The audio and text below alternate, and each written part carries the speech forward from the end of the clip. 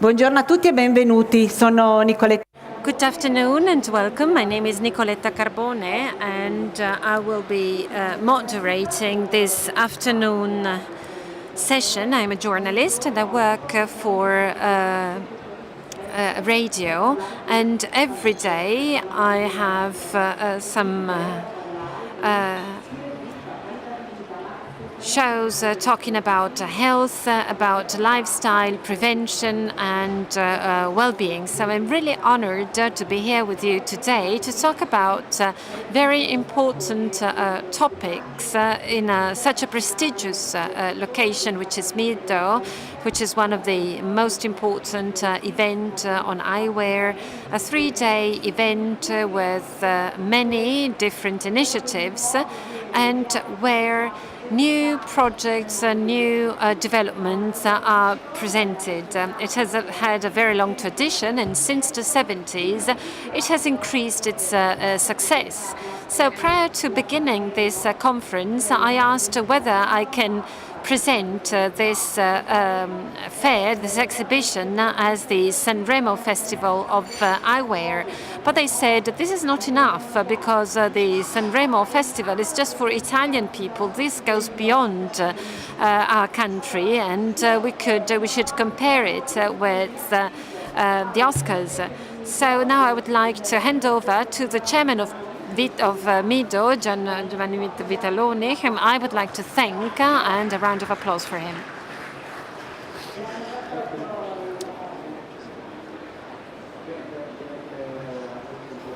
Well, I would say you have summarized very well what Mido is today. I just would like to spend a couple of words to greet you here today. Mido is not just business. If you have had the chance of going through the aisles and the stands, you may have realized that this year's event is extremely important, and this is an exhibition which is steadily growing. It is not just eyewear, health is also important. The organizers of Mido have decided to emphasize this topic by launching this initiative dedicated to health. We have a partnership with some associations focusing on prevention locally, with some visual screenings on site, and these events have always been extremely successful. So I would like to wish you profitable work today and a profitable session, and I hope this will lead to further success at an international level. Thank you very much, and applause for him. You can take your seat in the first row. So Mido is a great opportunity to meet many peers and many companies, to exchange experiences both domestically and internationally. It is an initiative that aims at fostering training, education and further developments looking into the future. Today's meeting has also the aim of creating synergies. We should consider today's session like a day of work. It's a Sunday afternoon and a great chance to start international projects. The key word of this initiative is going to be prevention, early diagnosis. Prevention is a word that we all say, but very few put into practice. You have certainly read the statistics by the Italian Health Observatory for the different Italian regions. Well, these statistics highlight how important and urgent it is to start local policies in order to fill in the gap between the north and the south of our country, and in order to establish the right to health. And this is human right which is enshrined in the Italian constitution. It is very important to team up and promote the culture of prevention. As data testify, it is an extremely profitable investment in the short to mid-term. And when we talk about prevention and early diagnosis in vision, Well, this is an investment that brings light by removing the shadows and the darkness of blindness. We as citizens can give our own contribution. We are not alone. There are institutions and some representatives are present here today. The Secretary General of the Ministry for Health, Giuseppe Ruocco, please join me. And also Giuseppe Bandella, member of the Technical Committee for the Prevention of Blindness. Thank you for being here. So a round of applause for them as well. We have many microphones here for all the individual speakers. I will sit in the middle. Well, I'm sitting next to two gentlemen today. I'm lucky. I'm really a lucky woman. Well, eye conditions, eye diseases apply to all ages, but we know that the incidence increases after 50 or 60 years of age, well, due to the progressive increase of the average age, but also due to an increase in the number of degenerative eye conditions, and also due to the increase in the incidence of diabetes that may lead to very serious eye complications.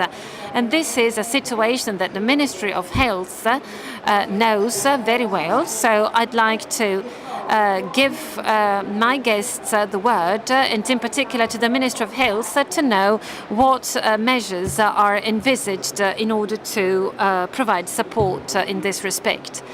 Good afternoon also on my side. I'd like to say that, well, in general terms, as I was General Director for Prevention in the past, well, as a general remark, I would like to say that it is necessary to adjust all the policies and measures in all respects due to the change in the disease incidence and in the life expectancy. And this applies not only to our population, but also to all the Western populations. And this also has an impact on the field of eye prevention, and early diagnosis is the very last step prior to reaching the clinical stage of the disease. The Ministry is very well aware of this situation. The problem of eye conditions and eye diseases led to the setup of a national commission, which has now been replaced by a committee which is chaired by Professor Bandello. He will talk extensively about that. What I would like to highlight is another initiative that was launched by the Ministry. And this was when I was Director General. We included in the Prevention Plan 2014-18, which is still valid, the topic of eye disease prevention. And we provided for a couple of key initiatives. One of these is the exam, so the examination, the eye exam at birth and at 3 years of age.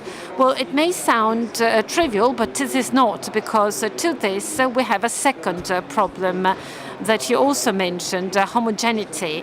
In this respect, we still have to work a lot because the national plan is the document based on which the regional plans are developed. So guidelines have to be defined. And by the way, the national plan was discussed with the regional authorities and is the result of an agreement. So the national plan is shared by all the regions. For the implementation of the plan, well, the regions have the freedom to implement its measures through their own regional authorities, but in doing so, we have to provide for consistency. And this consistency is key, considering also that law reforms have occurred, and so a minimum level of prevention has to be guaranteed for all the Italian citizens. I do not want to go into the details of the tasks that the committee has. However, there are some important activities that the committee has already started, although it was rolled out some months ago. But these initiatives highlight the need to be aligned with the national plan. Besides the national plan, there is another regulation, an old law that was developed by the National Research Centre for the study of eye diseases and conditions. So all this together leads to a regulatory framework. The problem is that there are scant financial resources, and for this reason, you have to convince people who are responsible for budgets that prevention costs are extremely important and have to be considered as an investment, in particular if measures have to be standardized and consistent throughout the Italian territory. These are the guidelines that we as Ministry have developed on this topic. And as a Secretary General, I have the task of coordinating and liaising with all the regional authorities. So when I was a Director General, I was also in charge of medical devices, and within the framework of medical devices, there are many devices for people suffering from poor vision. And so great attention is placed on eye diseases and conditions due to my past experience, but I will do my best so as to keep all the regional authorities aligned in order to guarantee standardization. Professor Bandella, what are you doing in this respect? Let's get to the nitty-gritty. Good afternoon, first of all, and thank you for inviting me here. And I'd like to thank Ms. Carbone for the very exhaustive introduction. The key word, as Ms. Carbone said, is prevention. And by prevention, we mean being able to identify risk patients for specific eye conditions. Well, these people shall be identified promptly and guided towards specific prevention measures in order to improve the situation. As eye doctors, eye surgeons, we have 3 or 4 sectors we focus on as the ones with the greatest potential for prevention. The first sector is children, and a lot can be done in order to avoid amblyopia, so as to avoid the eyes developing conditions. And if this condition is not resolved in proper time, so from birth to 5-6 years of age, the condition cannot be resolved any longer, and in this case many measures can be implemented. Another topic is glaucoma, a disease that is identified and defined as the hidden killer of vision, because this is a condition that leads inevitably to blindness if patients are not properly diagnosed with high blood pressure. And in this case, in order to, for diagnostic purposes, eye pressure has to be measured. And if implemented at a larger scale, you can avoid an increase in the incidence of this condition. And then there is a third sector, which is AMD, age-related macular disease, and retinopathy. And these are 2 diseases that are increasingly important within our aging population. So people developing this disease are increasing. And in this respect, we can also take many measures. Identifying diabetic patients with retinal lesions and allowing for an early diagnosis mean avoiding blindness, and we should avoid blindness in our country at all, so that we can identify risk patients on time. To do so, screening programs should be implemented in order to identify diabetes-related AMD or retinopathies, so that treatments can be instituted, thus avoiding the development of blindness. When we see today blind diabetic patients or patients suffering from a severe AMD, well, this is a failure for us, a failure of the health, of the national health system that has not managed to identify these patients on time.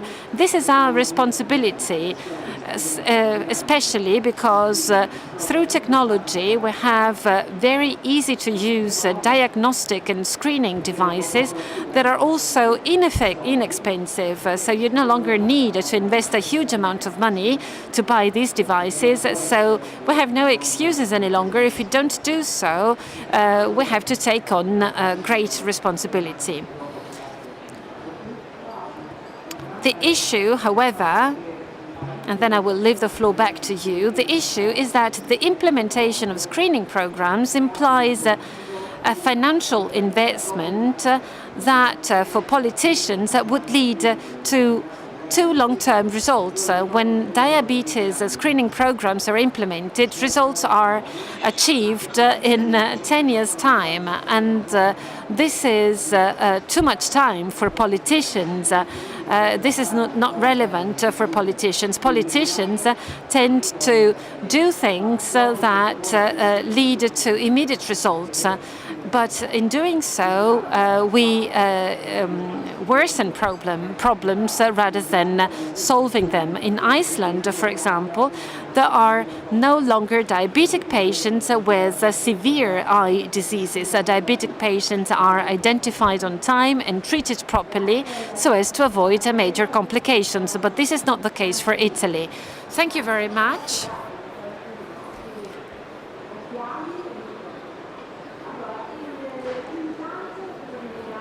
So thank you very much.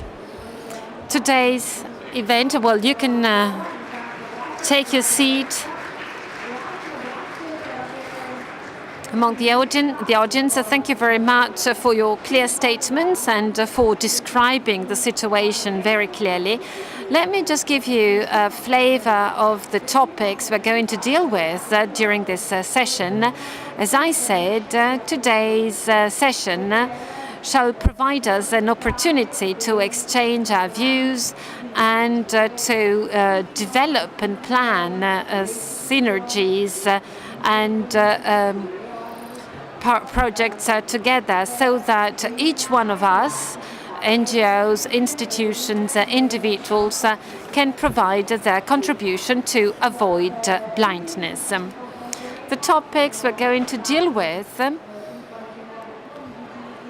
were shared and disclosed through a survey among the representatives of the associations that are present here today and that will take the floor. First topic, associations. Associations and NGOs are in charge of promoting education and training so as to promote the right to see and to avoid avoidable blindness, as the WHO stated. So what can we do more, and what programs, what initiatives can be implemented, and what are the main success factors for campaigns and initiatives to raise awareness among the citizens. As Bandello and the Secretary General of the Ministry for Health said, preventions start from the very first years of age. Postponing diagnosis may make identification and diagnosis more complicated. Many people and many parents also tend to postpone eye exams to a later stage when children are able to cooperate in a much better way. But this is a key message that has to be disseminated. And then another key aspect that applies to all of us, we tend to neglect checks and controls. We go to the doctor only when we have symptoms. 362,000 blind people and 1.5 million people have eye disabilities. Well, these are huge numbers, and if no prevention measures are taken, these numbers cannot but increase due to a longer life expectancy. So in this respect too, we have managed to live longer. However, we have to increase our quality of life during these additional years, thanks to the technologies and thanks to research, by protecting our health. And this applies to vision as well. And this means vision, being able to see, prevention. And then awareness-raising campaigns are certainly very successful, but as we said, they must be endorsed and supported by the institutions, because the combination between early diagnosis, prevention and proper treatment, as we can read from the surveys, can lead to a decrease in health and social costs that are currently increasing and that we have to cope with. So in other words, in a nutshell, we have to pool our efforts together. And to do so, we need campaigns. We need political willingness, technical capabilities, ethical strictness, generosity, solidarity. All this together can lead to success and to hit the target, thus avoiding that even one person develops blindness due to an eye condition that could have been identified and treated. Now I introduce the protagonists of the afternoon. I stay here. It's an eye test. I will read from here. I invite participants to come to the stage. We have Vittorio Tabacchi, President of Commissione Difesa Vista Onlus. Thank you so much. Please take your seat.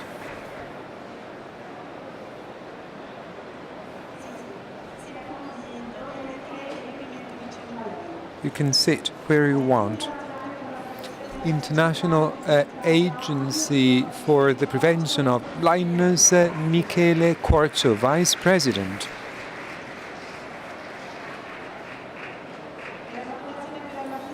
And Fondazione per la Vista, Professor Matteo Piovella, President. Thank you so much, Professor. And in the meantime, you can read the characteristics of such associations of the onlus. Thank you. We have with us Professor Demetrio Spinelli, President of Vision Plus Onlus. Thank you so much, Professor.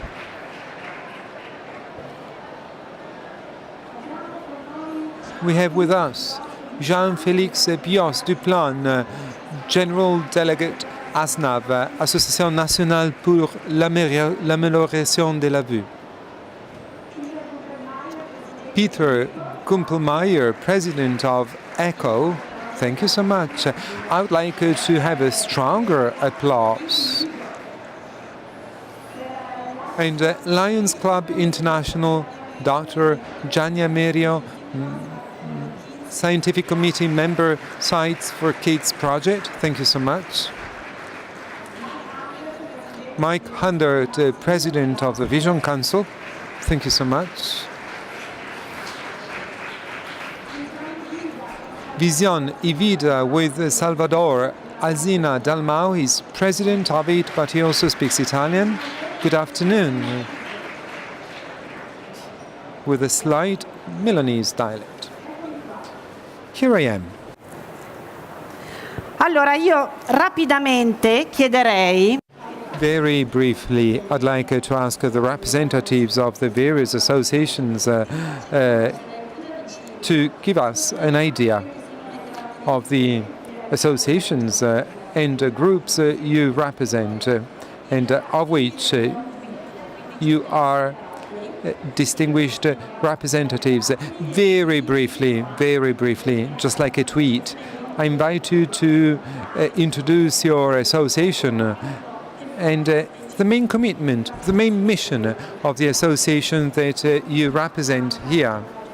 With an image, with a metaphor, with an adjective, let's start with Vittorio Tabacchi, Commissione Difesa Vista Onlus. Can you tell us what the main characteristics of your association are that for more than 20 years has been fighting to protect the sight of people?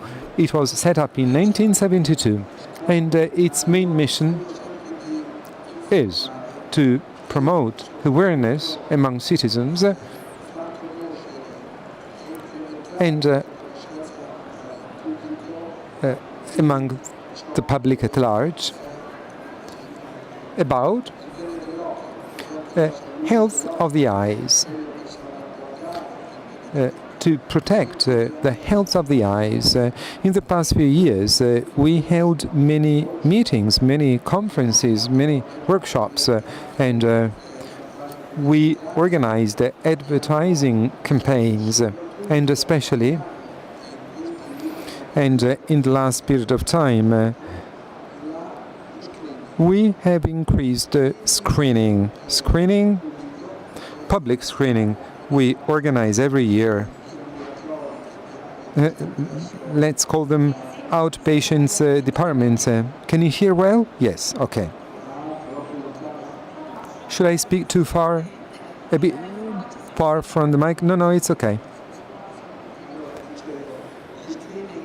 So, the screenings we have organized, we are organizing, represents the most important part of our activity.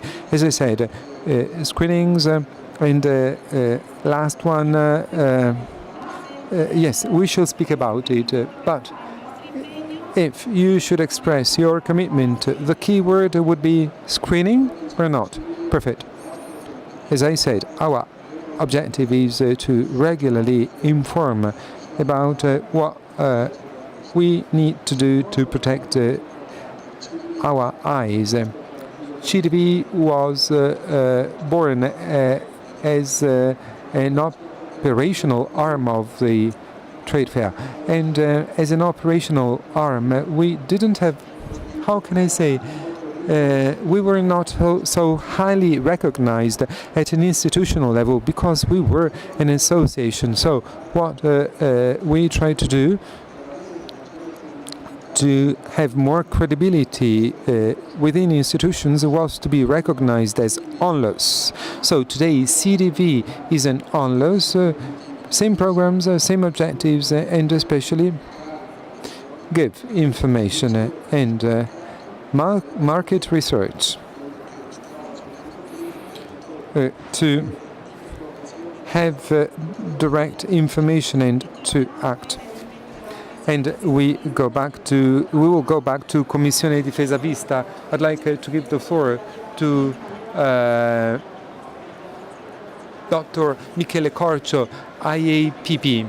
And in the DNA of this agency, you have the promotion of a global campaign against every form of blindness, but specifically in poor communities, and it's one of the features of the agency. It's not the only one. If you can give us a very brief idea about it. With regard to the International Agency for the Prevention of Blindness, as I said, with regard to the International Agency for the Prevention of Blindness, I'd like to extend to the President of MIDO and to all of you the greetings of the International President of IAPB and a warm greeting from our President, Lawyer Giuseppe Castronovo. A greeting to you all. The three features characterizing IAPB. First of all, we gave substance and flesh to the Italian section of IAPB. We joined professional competencies and the requirements expressed by people. Second feature, we gave legal status, in a way, to prevention of eyesight and rehabilitation of sight. Third feature is that from the promotion activity to disseminate promotion of prevention of blindness, we have gotten to a specific function. We are at the service of people, services from a toll-free number and, for example, a magazine and fully accessible website and the national unit for partially eye-sighted people. And so we speak a clear language, straightforward language for the public at large on all eye-related conditions, increasing awareness about such conditions and the importance of prevention. In a very short tweet, we might say investing in prevention to increase the visual health of all the population. That's very good. Very good contributions. Let's now give the floor to Professor Piovella that shall outline the features of Fondazione per la Vista. And seeing well is a precious asset, but it's also a right that should be granted to everybody. Yes, right. We are an evolution of another onlus, and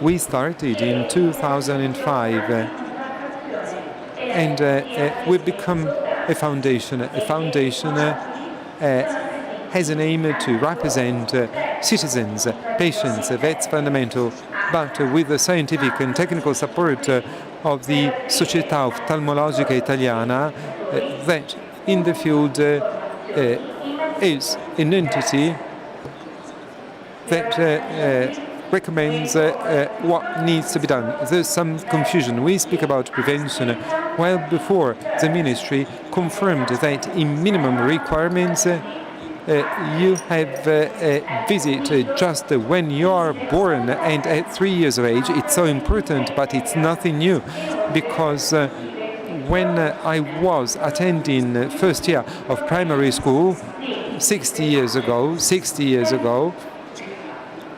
we had somebody back then that was caring about the vision of children and all children. I was in Lombardy, and back then we had no regions, and it was done everywhere. But then this habit went lost, but now it's back with us, and we should pay tribute to the entity, and information should be disseminated about it. And we protect children because it's obvious that children should be screened, should be visited, not screening. Screening doesn't exist for children, for kids. You should examine the fundus of the eye. We want to give our contribution whereby this is a right all citizens are entitled to, with no discriminations. And politicians, if politicians are not interested, we should force politicians. And so let's now give the floor to Professor Demetrio Spinelli, President of Vision Plus Onlus, and he shall give us an idea of his commitment. Thank you for the invitation. We were set up 12 years ago. We were set up by the Rotary 2040 district, by some clubs, by some members. We have 2 non-Rotary members, and it's 2 companies, Vision Group and Topcon.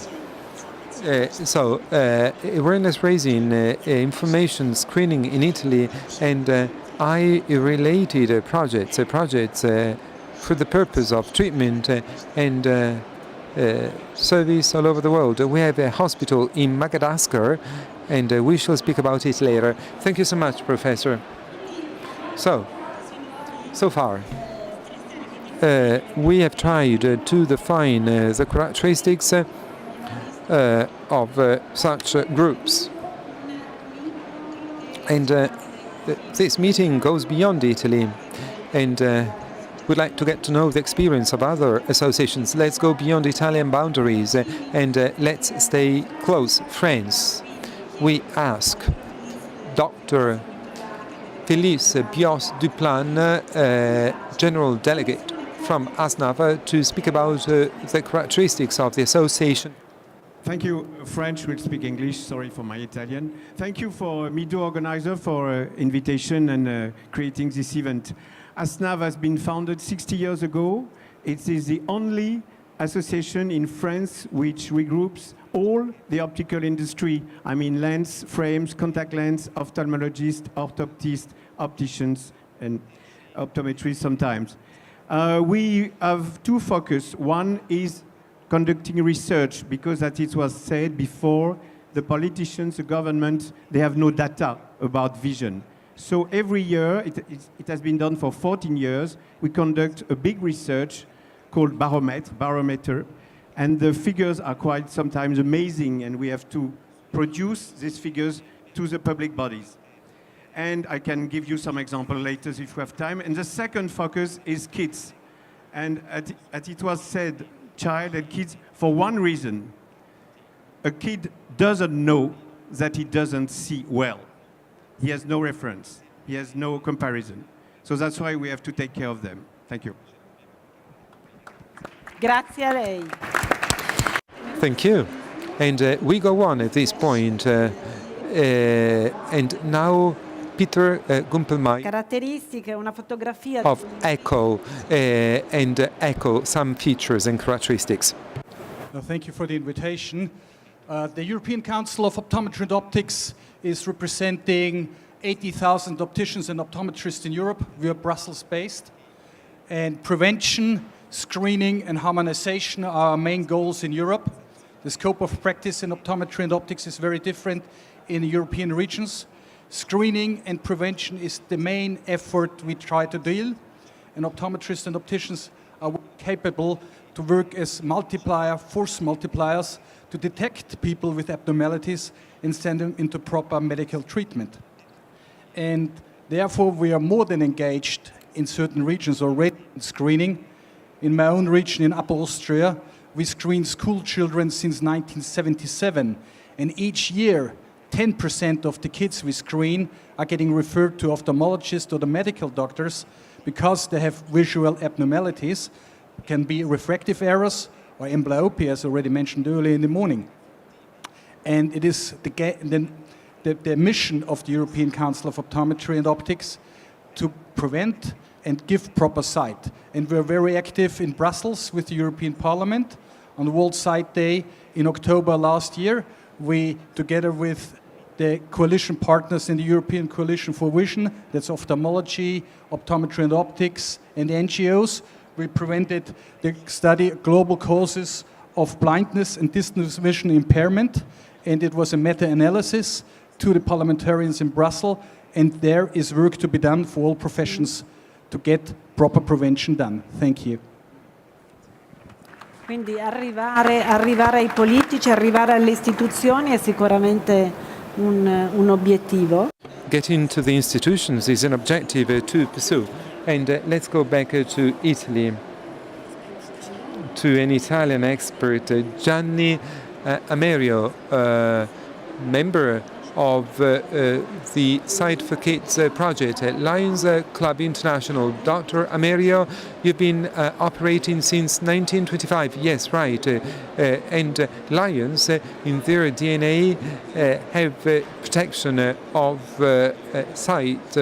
And the activity of Lions at an international level is developed in various fields and in various perspectives. Lions contributed to the setting up of centers for collection of used second-hand eyeglasses, and the Bank of the Eyes campaigns to prevent blindness by providing therapies and medical support in third world countries, and visual screenings. And Lions, for 10 years, have carried out a national project called Sights for Kids, protection of sight in kids. And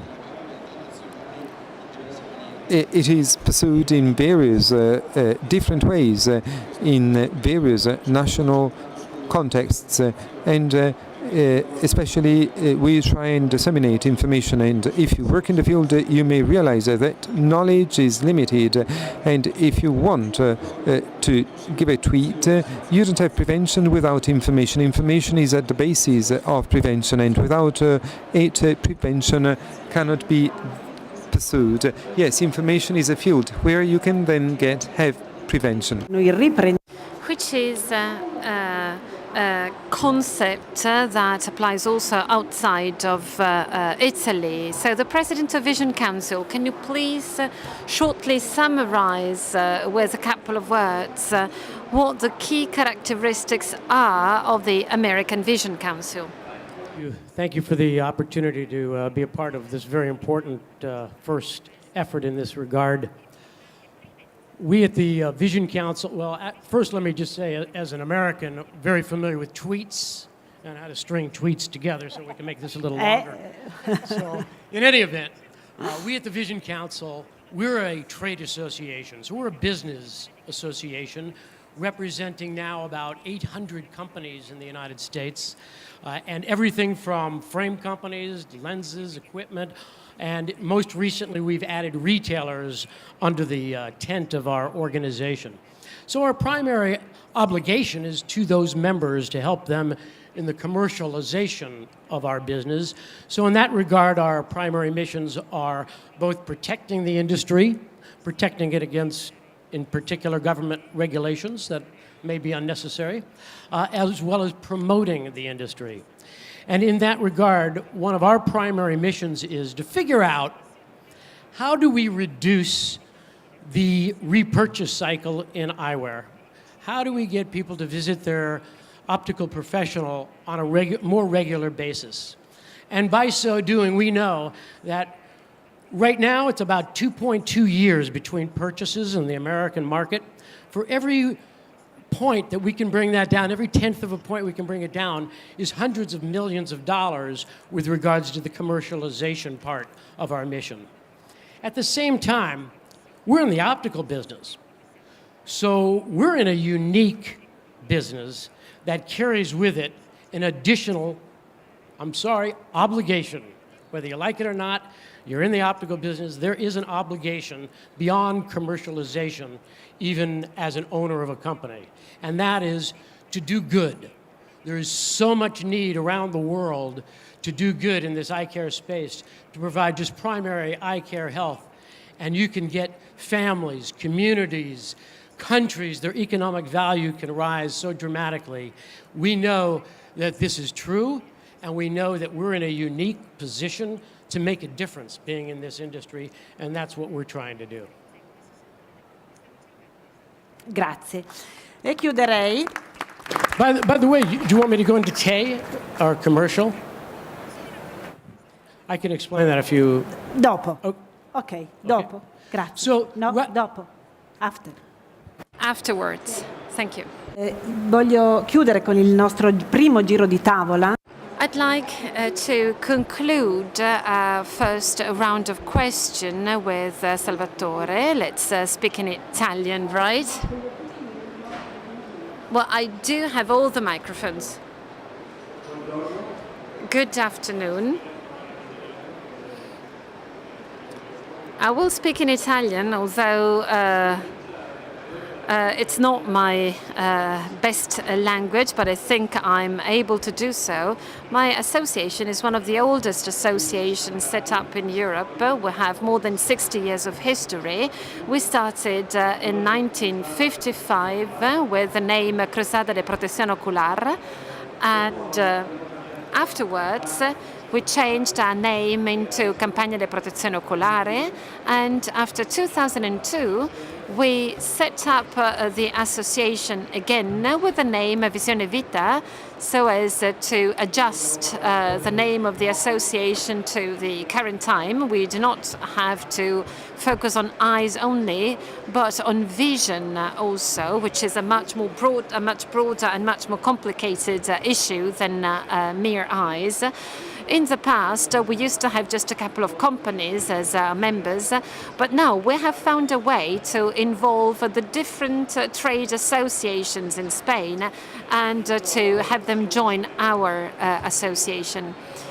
Well, our task is a simple one. We simply work in order to improve vision in Spain, and we do all we deem necessary and good in order to achieve this target. Well, this is easy to say and hard to do, because every day we have to struggle in order to achieve our objectives, but I think we are on the right way. Thank you very much. And now Professor Bandello and Mr. Wacko are here and will help me gathering and collecting your input and questions. I've seen they have listened to your presentations very carefully in order to identify any important inputs and any important suggestions that can be helpful to us in order to hit the target. Am I right? Are you working for us? Yes. So in the meantime, we can move on. So if you have any contributions, please take the floor. But now I would like to understand what best practices you implemented. So what worked and what can be further improved? How can we join our efforts together? What are the issues or the elements that we should further develop or finalize in order to improve them? We said prevention is the keyword of this session. Prevention, because health is priceless, as we know, but health provision and health institutions do have a cost. Professor Bandello mentioned Iceland, for example, and in Iceland, institutions worked with diabetic patients in order to avoid major complications linked to diabetic retinopathies, and this means pulling up and joining our efforts. So let's focus on prevention so as to guarantee our future and so as to guarantee a universal right for health for everybody. Looking into the future means dealing with our future and dealing with our children. We said the very first months of age are very important. However, prevention starts much earlier, so starting from conception. So these first 1,000 days are extremely important. So they are like a field where you can really grow the health of a person, and this is fundamental. Our Secretary General talked about some initiatives, Riflesso Rosso and the checkup during the first 3 years of age. Professor Spinelli, as an eye doctor, why that?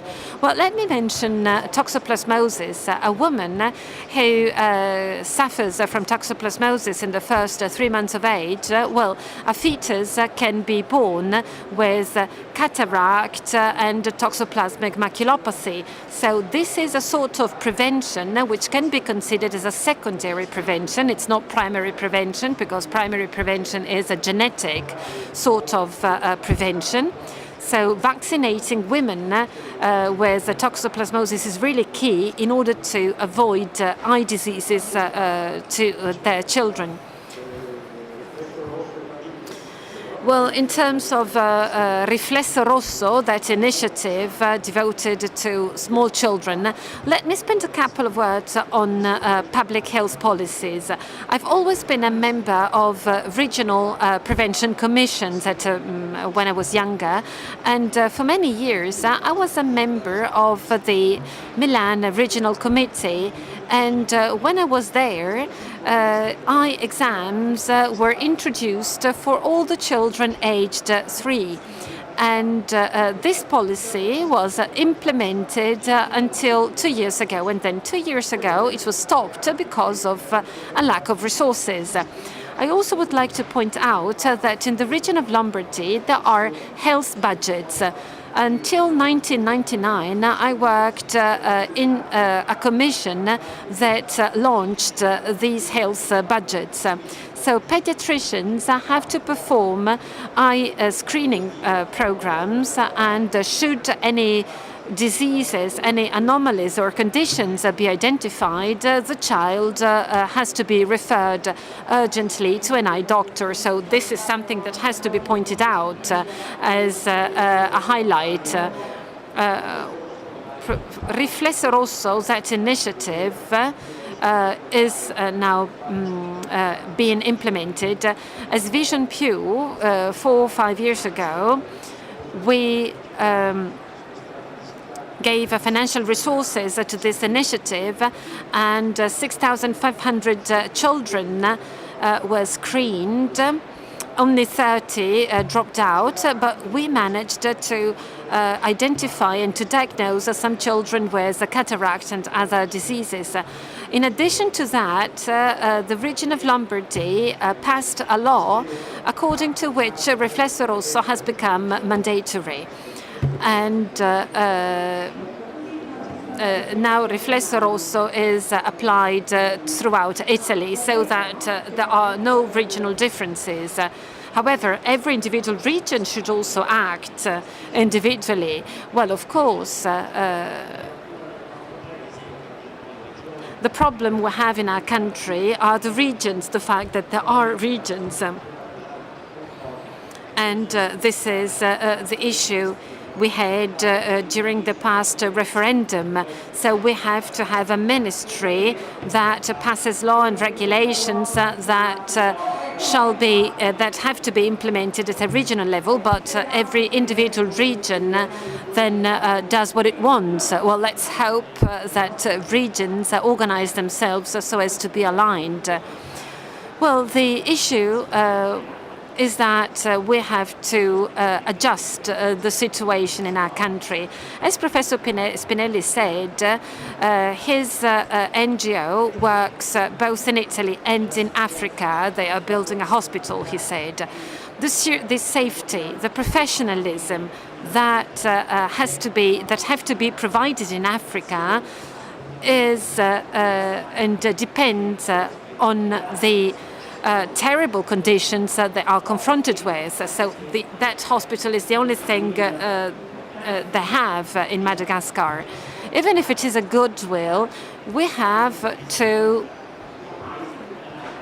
adjust that activity that is very well done in Africa in everyday life. And in today's reality, we have to provide for safety, for diagnosis, for prevention vis-à-vis our children. The worst thing that can happen is a failure for a clinical practice. False negatives are a real problem. Well, let's move on talking with children. Professor Tabacchi said there is a project, G come giocare, so P like playing, which has been extremely successful, right? Yes. This is one of the services that we are providing to children, besides many other such services. Let me just add a couple of things. So when CTV became an NGO, we completely changed the stakeholders and the players who used to participate in the original CTV. Currently, the NGO is made up of the founders, ANFAO, ADMO, Assogruppi Ottica, Assotica, Federottica, and then there are Preve Caragnani and myself as private individuals. Why am I saying so? And in this respect, I also would like to thank everybody for being able to gather so many different players around the same table. So my wish is as follows. First, we provide for screening measures, And I've heard that all of us have screening programs, more or less. So as a take-home message of today's session, or as an outcome of today's initiative, should be as follows. Why don't we exchange our results? Why don't we exchange the information about what we do and what we strive to do? And this applies to all associations, with Italian associations, with American associations. We have many collaboration projects.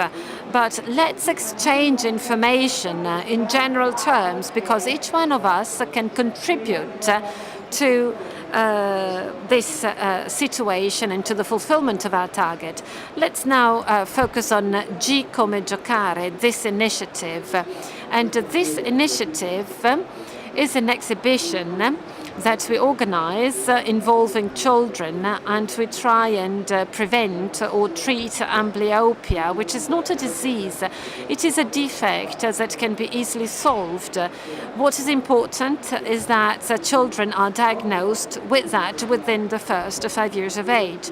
Every time we heal a child, or every time we identify a child, we can save one eye of a child, because if diagnosis is postponed, any treatment would fail.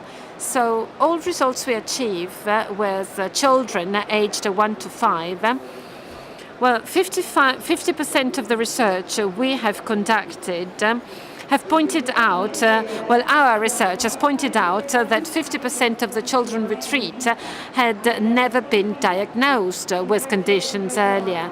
So through this initiative, G come giocare, you collect information about diagnosis, about prevention, etc. So let's exchange information, let's try and coordinate and liaise among one another in order to exchange information and inputs.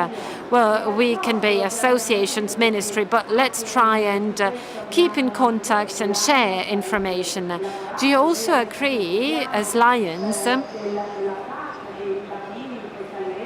because now we are dealing with children, but the same applies to teenagers, to adults. So we are going to talk about diseases, about the silent killers of sight. Do you also agree, and what kind of information could you share? And among your experiences, what would you like to share with us?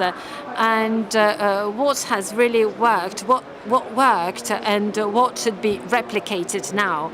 Well, first, we should speak the same language in order to exchange data, because data could also be heterogeneous and could not and cannot necessarily be compared.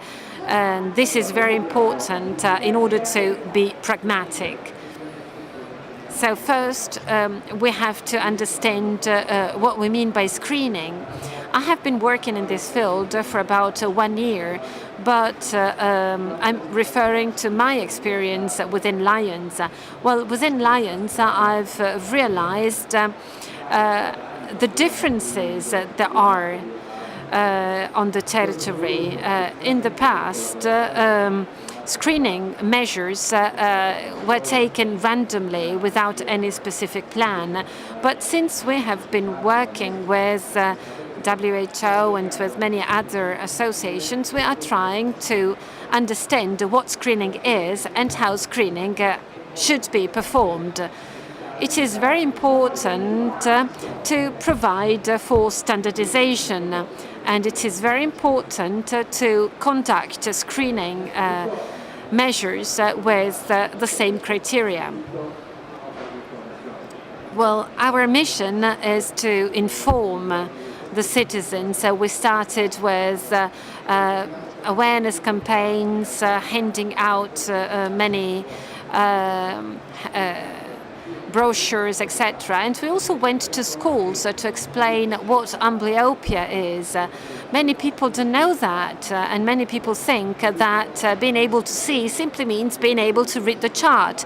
So children are usually referred to an eye doctor when they are 7 or 8 years old. There's a lot, or there are many things to do in awareness raising, and in our information campaigns, but there are also many people doing so according to the experiences. Well, this is a process that is not easy at all and will require a long time, but progress has been made. So we said, let's share information, let's share data. However, screening implies information and implies standard criteria. Dr. Tabaki, please try and be quick so that everyone can take the floor. Well, I said it is important to share data. We performed screening last year together with Lions. And what does this mean? This means that two associations joined their efforts to do something. If we all do the same, let's pool our efforts together. Let's try to gather information together. Well, let me say, we visited, we saw 504 children, and we found about 30 children with major vision problems, refraction problems, 34 children that and who needed further eye exams. And this is the kind of data that we should share. Well, this is an important problem. Nobody challenges the goodwill and the willingness to participate. The message, however, is and should be as follows. Well, mothers play an important role in children care, but no mother is aware of the fact that their child has to undergo and see an eye doctor within the first year of age. Well, that's important. Well, this applies to the fathers as well. Well, this is a gender problem, maybe. I'm joking. Well, mothers, fathers, whoever, this is not important. But mothers and fathers, so parents, have to deal with many different practitioners, the neonatologist, the gynecologist. Fare gruppo, cioè ognuno So each practitioner should do his or her own job, but being aligned. Yes, but if a mother knows that her child is running the risk of not being able to see well, well, she would resort to an eye doctor. So, but we have to inform. Okay, let's tell mothers and fathers about that, and let's also say that this is a problem that is not limited to the first 2 or 3 years of age. But it's the family which is the main driver. So responsible parents, as we said, but parents have to be informed. Otherwise, it's a catch-22. Very briefly, because we have to move to teenagers. You have the floor, Michele. Yes? I'd like to say something about children. As a EAPB Italy, well, we have been launching and implementing 2 initiatives for more than a decade. One initiative is called Open Your Eyes, and it is for primary school children. It involves primary school teachers and families in order to raise awareness on the importance of vision, on the importance of being able to see well, and on the importance of identifying any issues and conditions at an early stage. During this 10 years, we have contacted more than 10,000 children.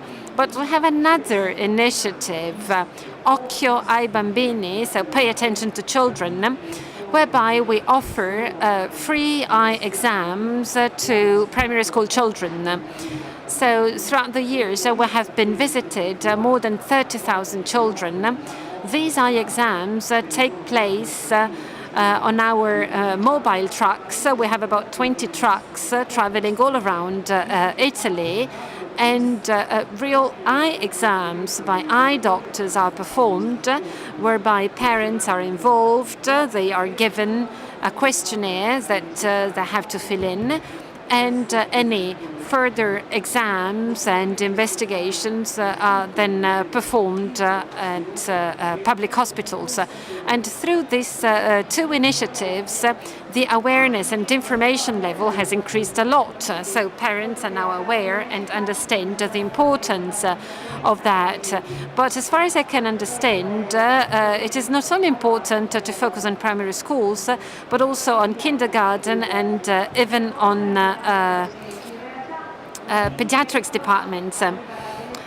But then children grow up, they become teenagers. Well, nowadays, when they're born, they are already teenagers and they remain teenagers throughout their life.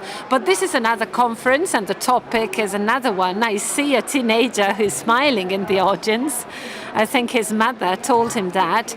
So 55% and 85% of teenagers aged 14 to 16 use the internet. Well, technology is fantastic, but what does this mean?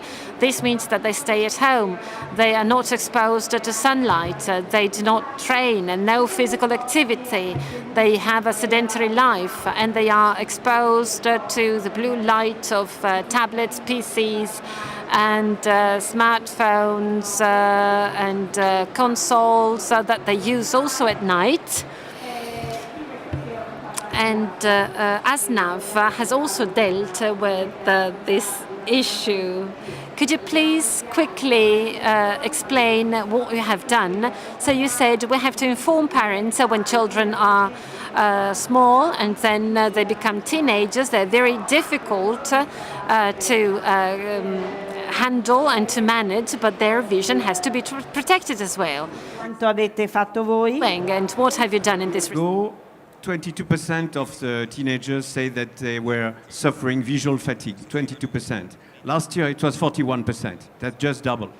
Another thing, communication is key. I don't want to come back to kids, but we have now in France 70% of kids wearing sunglasses. We have been pushing for that for years, and good sunglasses.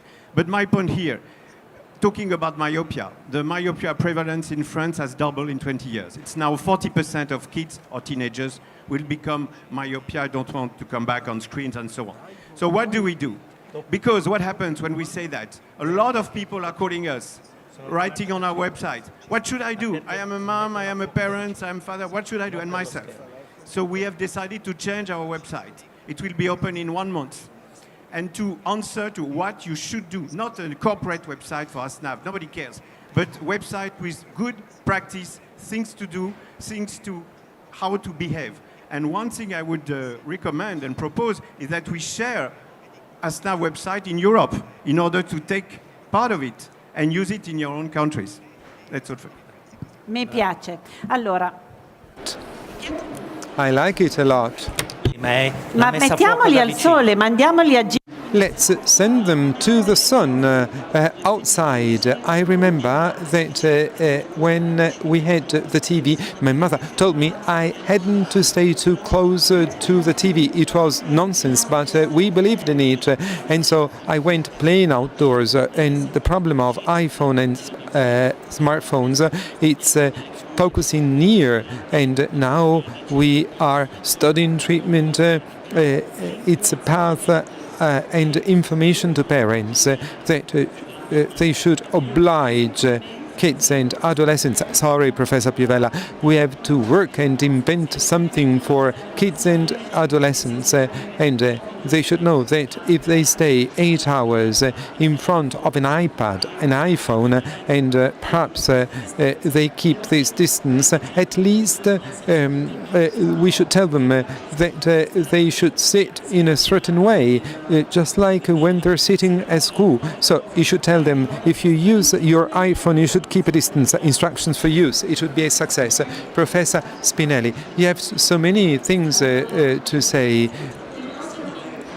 Apart from what was said, you also have the problem of blue light emitted by such screens that is harmful for our system. And I'd like to remind you what Vision Plus did in the past few years. We got into universities, we screened 3,000 students, and before at the Bocconi University, then Luke, and in 1 month's time, State University, screening of keratoconus and for Fabry disease and also ametropy.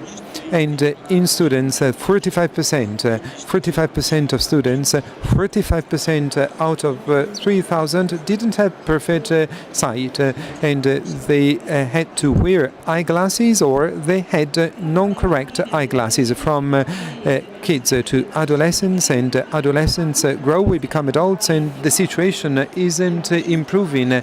We've seen that adults don't have eye visits. The invitation is to have one eyes checked, also in the absence of symptoms. And it might seem strange, but for many people,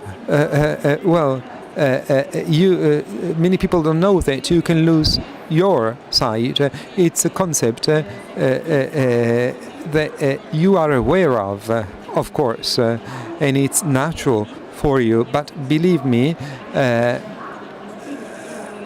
I work in a radio, but I have programs and I speak with listeners every day, and this concept is not so well known. Absolutely no.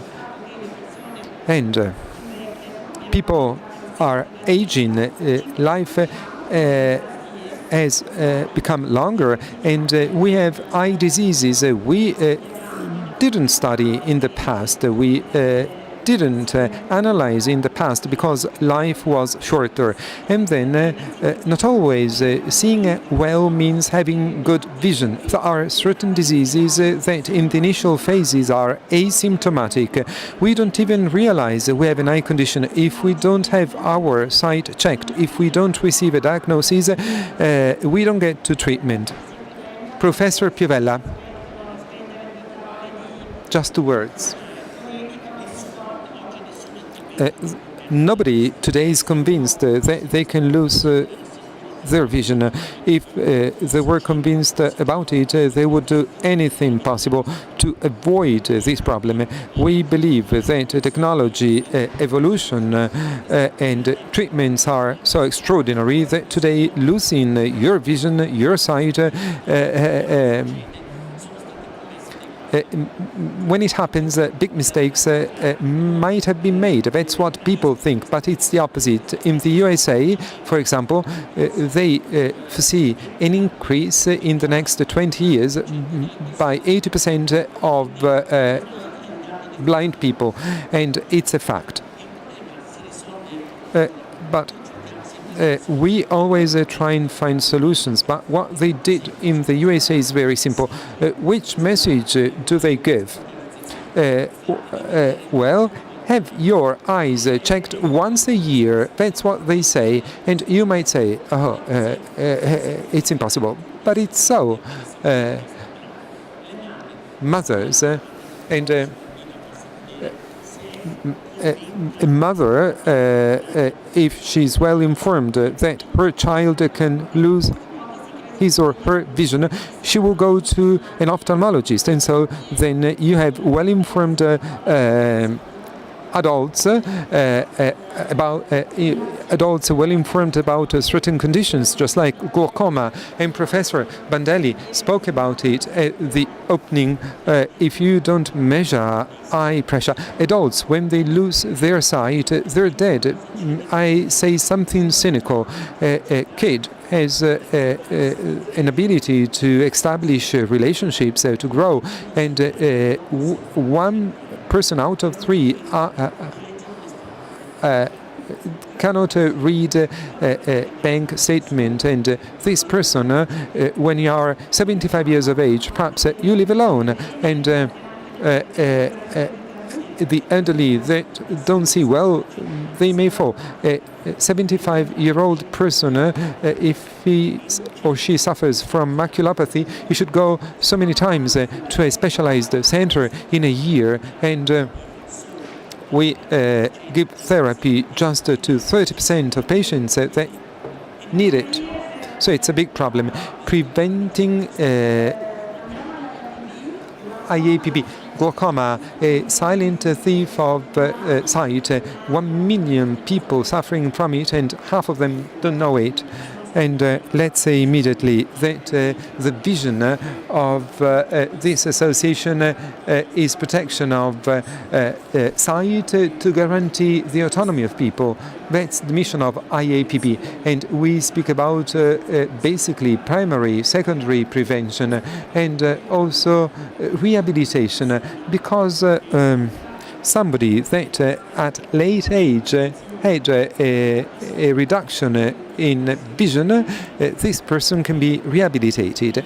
And in terms of protection of vision and dissemination of information and early diagnosis of diseases, IAPB during the year carries out awareness-raising campaigns, and we are close the week of glaucoma from March 11 to 17, and in 100 Italian cities we shall have initiatives, an awareness-raising campaign to disseminate scientifically correct information by handing out a brochure drawn up by IAPB, and also free of charge eye visits with our 20 mobile units, ophthalmic units, and also thanks to the availability of ophthalmologists and set of information. What have you learned in the course of time?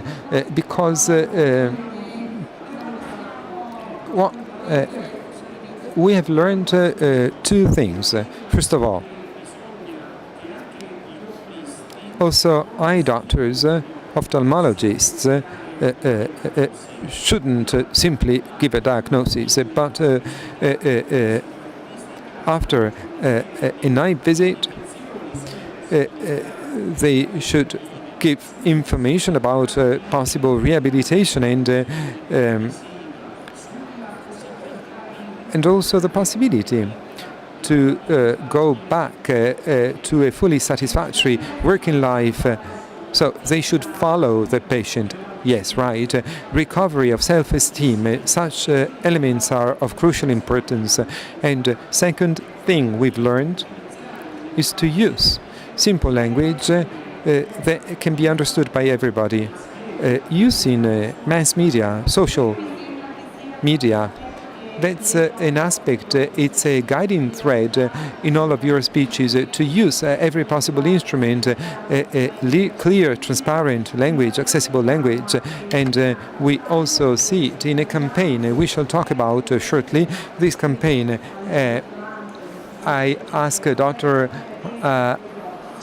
Hundred, if it's right, how your eyes think. We have a small video informing us about this campaign and the keyword of this campaign, but Dr. Hundred will say it. Secondary prevention, early diagnosis and controlling the absence of symptoms. We can play a video. Seeing is experiencing. Seeing is connecting. Seeing is discovering. So much of what they learn comes through their eyes. Yet 1 in 4 school-aged children have a vision problem. Their sight is a gift. Take care of it by visiting an eye doctor yearly. Find one today at thinkaboutyouryeyes.com.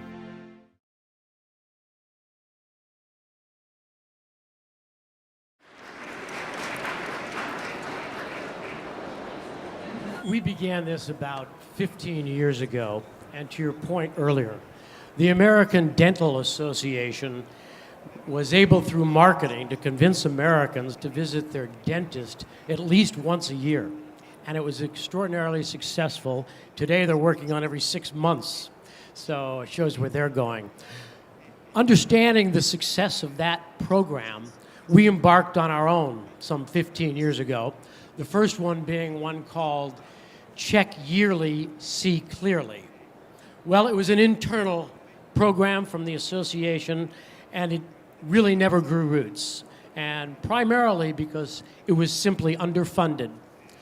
So we've learned in the last several years that, first of all, collaboration is critical for many reasons, not the least of which is to pool resources. Last year, we pooled together, thanks to a lot of different companies, not the least of which included Luxottica, Safilo, Johnson & Johnson, Alcon, and others, along with the Vision Council, and more importantly even, the American Optometric Association that was tagged at the end of that commercial is also a collaborative partner in this. So we've got all the major stakeholders together pooling their resources. Together, we were able to bring together $16 million last year. We invested that $13 million into that television program and another $3 million in digital. Okay? That is a significant amount of money. And through that, we're able to get that message out there. But a very important difference from last year to this year, we began by a campaign advertising that you need a comprehensive eye exam to find out all other things that are going on inside you, including the possibility of diabetes. What we found out in our research was consumers did not want to hear that. They didn't want to hear that they should go find out bad news about themselves. So that did not resonate nearly as much as this campaign, which is a positive one about the opportunities, about good eye health, being able to enjoy life better. So that's where we went with it. Certo. Nicoletta, sarebbe un'opportunità fantastica. Qui abbiamo appunto. It's a wonderful opportunity. Here we have institutions, and I believe that zero cost work is taking that video and making the necessary adjustments, because each country should make its own adjustments, and sending it around with the ministry responsibility with the state. And in the last few years, we didn't do such things so much as we can have equal rights. We eye physicians, this would be something fast, something that can provide information, and making mothers aware is something important. And I would also like to add fathers, mothers and fathers. Ecco, questo è quello che dicevo prima, That's what I said before. Let's exchange information, of information, and especially giving positive information. I tell you what you can do to keep on being well. And it's also the technique I'm adopting at the radio, because if I say, good morning, today we speak about maculopathy, people change program. And if I don't have listeners, my boss will fire me. Let's go on, because we must have our vision checked. We get so many ideas, and we also have diagnoses that avails itself of more and more sophisticated technology that allows to identify the condition. And now today, our sight goes beyond Italian, European boundaries, and we also get to the USA. Dr. Gumpelmeier, can you tell us what happens in Europe? First of all, screening is about detection. And detection means ease of access. And in ease of access, you have to need a big catchment area where you don't only need specialized people. You can use opticians, optometrists, ophthalmologists as eye care practitioners. And once a detection of the system is on, you triage them to the certain medical professionals in order to get them treated. In certain areas in Europe, like in Sweden, in Wales, in Upper Austria, we have kids screening on since the 70s. And they use opticians and optometrists as catchment. And when they triage them, either by amblyopia, ametropia, double vision, fusion problems, then they get referred to ophthalmologists where they get a diagnosis. And then they get the treatment there. And we know that in Europe, we have about 49% in Central Europe that have non-corrective distance vision failures. It's the cause for optometrists and opticians to be effective there to get them the proper correction. When they do the full eye examination and they find out there's more going on, of course they have to be referred to ophthalmologists. They are the specialists in treatment. But you need a big catchment area, and we don't need, when we do screening, we don't need a diagnosis at first.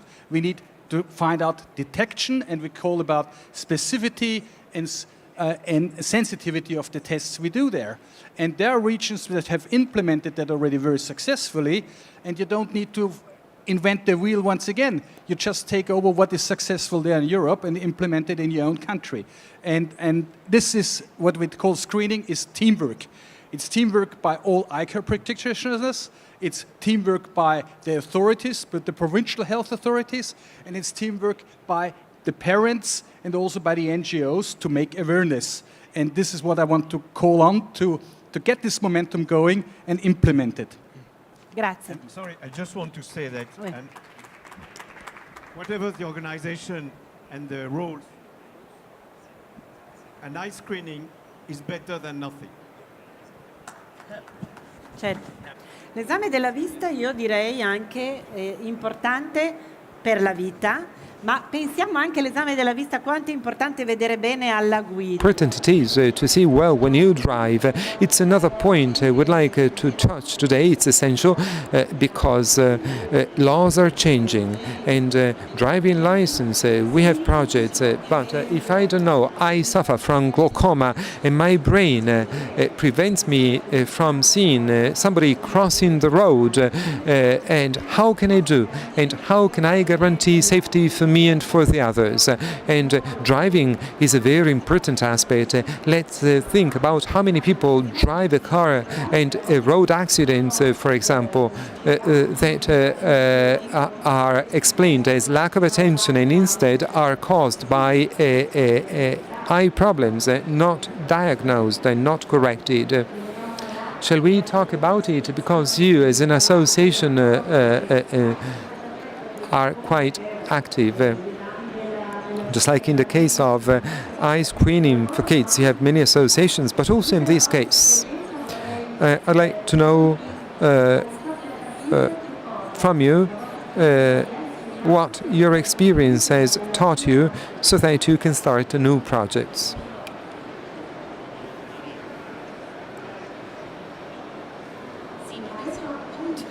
I wanted to speak about kids, yes, but I'd like to involve you about what I've just said. We shall go back to kids.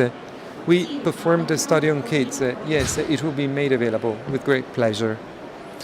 We have talked so much about visual health. It's also important, microphone please. It's so important to have good vision, good correction. If you don't have right type of correction, it's negative. Noi abbiamo fatto un studio fa 5 anni. And we performed another study, you should speak into the mic, on drivers in Spain.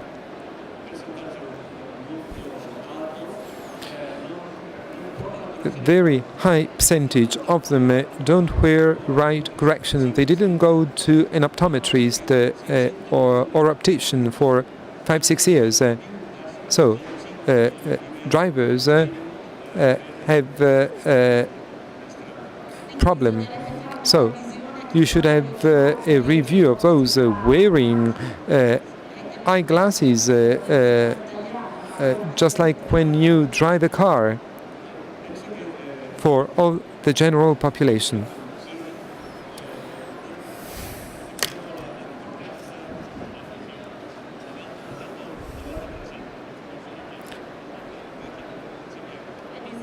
So 90% of information that we receive when we drive is visual.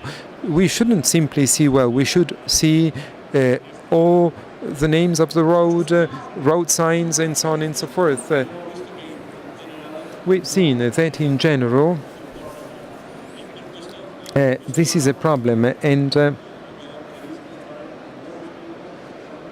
we envisage a new study for professional drivers. The level should minimum 0.8. So you start from professionals, yes, for this year. And that's right, for professionals. Professor Spinelli, sorry. Yesterday we hold a conference at 11. We spoke about problems you have. In Italy, you have a recent law that says how driving license should be granted considering eye-related problems. And where does this law stem from? And Dr. Rocco, tell me if I'm wrong. In Italy, you have hundreds of thousands of driving licenses, and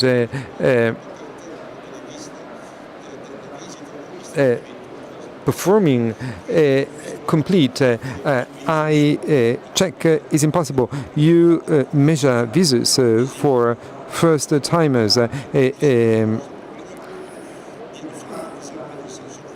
An examination of chromatic sense, for example, different colors, blue, green, red. If you give the right answers, you get the driving license. Once an eye disease is detected, a physician should write a certificate. And when the patient wants to have his or her driving license renewed, you should have a more complete eye visit, eye screening, the examination of visors, contrast sensitivity, and night vision, and test of glare, test of recovery after glare, and to end visual field. If you pass all of such tests, driving license is granted. For A and B driving licenses, tests have a certain value. For C and D truck drivers, tests have slightly bigger values. That's what the law says. Però quando noi rinnoviamo la patente, when we renew our driving license, however, well, now you know, the past eye exams performed by an eye doctor still valid when a driving license is released? Well, I have some patients with glaucoma, and I release a certification, a declaration, and that's it. Because, you know, there's liability behind all that. Well, there's personal liability for the eye doctor. Okay, let's come to some proposals now. Well, very, very simply, let's check the vision of those who had an accident. So the number is much smaller, and this is much more important, and this may lead to some interesting outcome. Or we should also improve the exam when the driving license is renewed. Well, when I renewed my driving license, I'm over 50, I'm presbyotic, but in a couple of minutes I was dismissed. And with my new driving license, I was very proud, but you know, it was not such a great eye exam. So we should also make some progress in this respect. I think there are some things to share in this respect.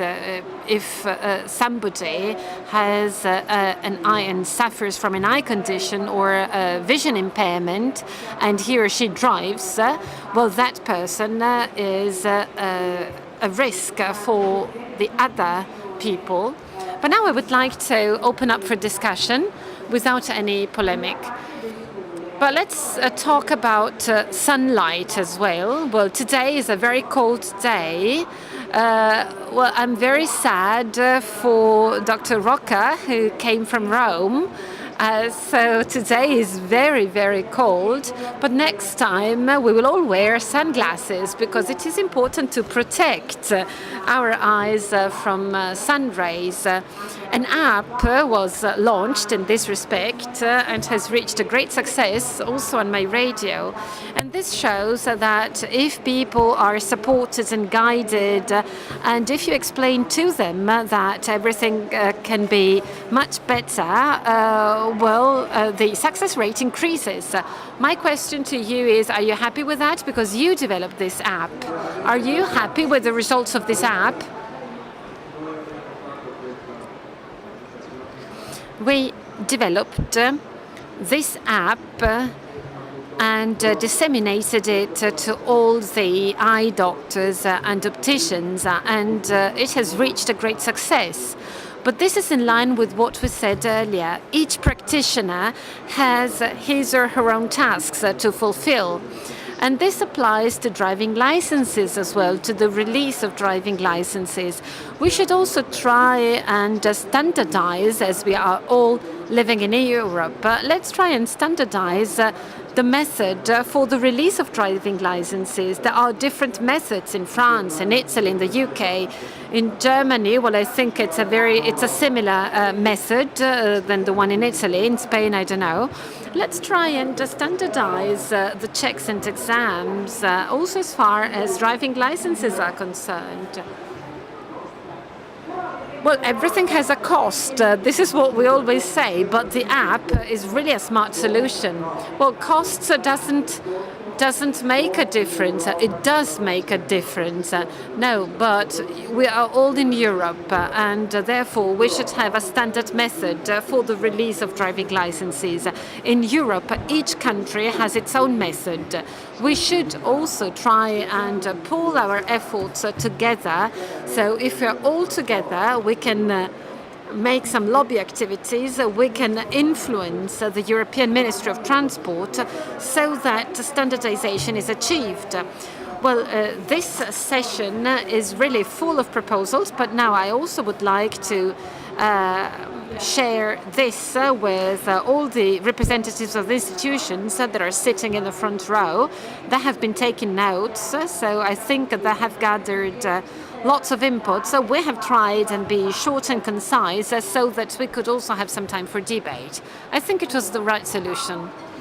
All right, so let's do as if we were at school. So after the trip we had with the classroom, we had to describe and explain what was best and what we did not like. So the floor to you first.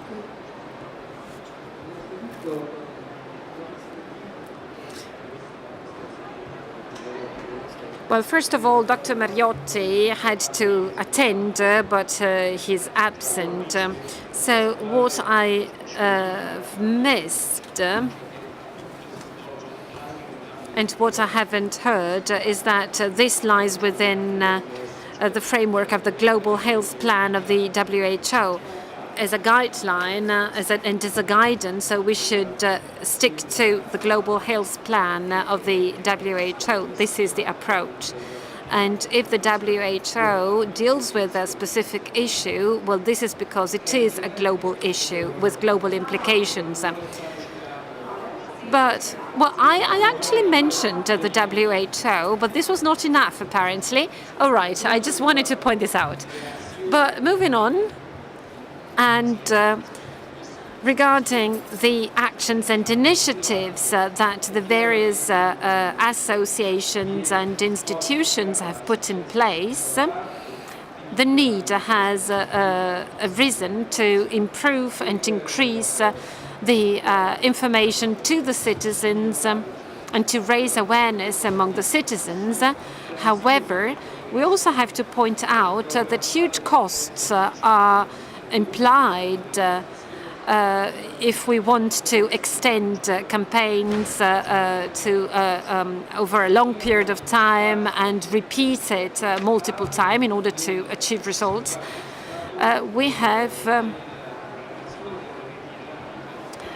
some some space for advertising on the public TV channels, but that's it. So if we want to launch any further advertisements, we have to pay for that. So on RAI, on public channels, we have some potential, but there are many issues and problems related to that. Well, I was never appointed as the head of communication within the ministry, but I know that there are some problems also related to communication campaigns. We are now trying to do our best. We have our portal, for example. Of course, you have to access the portal. It's not something which is proposed actively to the public, but we may try and see whether we can get that movie that was shown earlier, because we did so already with some WHO films and movies. Then we adapt it. We may add some subtitles in Italian, removing those in English. Well, this is feasible. We did so with some movies by the WHO. I don't think costs are that huge. And this could be a concrete measure or a concrete take-home message. Then as far as policies are concerned, and this is something which already happens, but interprofessionalism and involving multiple practitioners is important. Health policies are part of larger policies, social policies, infrastructural health policies. They all have to be under the same roof. So health should be in all integral part of all policies. This is a motto that used to be very famous in the past, but this is true. So health should be integral part of broader policies, be it transportation policies, infrastructural policies, because they can help integration and they can help avoiding further risks for those who suffer from visual impairment. This is something long and expensive, as we said, so we cannot think of solving all the problems overnight, but this is something we have to work on.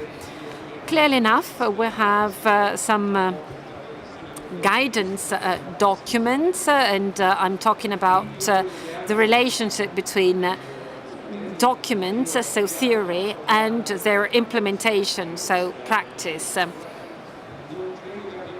I don't think we can achieve full homogeneity, full standardization in the approach, because it depends on the individual company, on the individual structure or institution.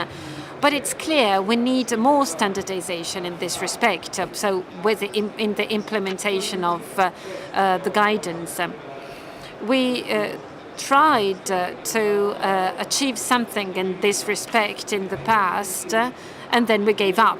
But now, as we have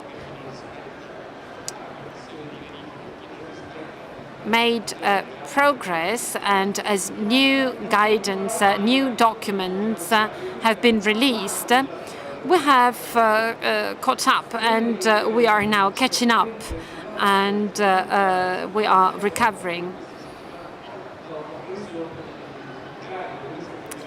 And then as a Secretary General, I took some initiatives that used to be performed by the ministry.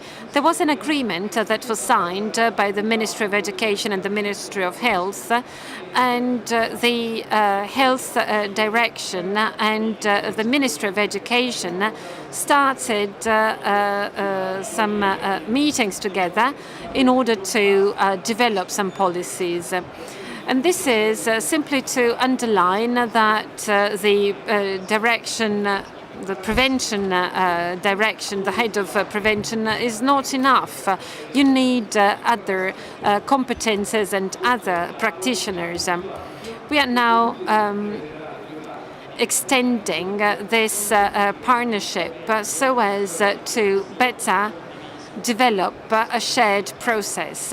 Well, clearly enough, for Italy, this is a transition period because elections are behind the corner, but I think we can move forward once the elections have taken place.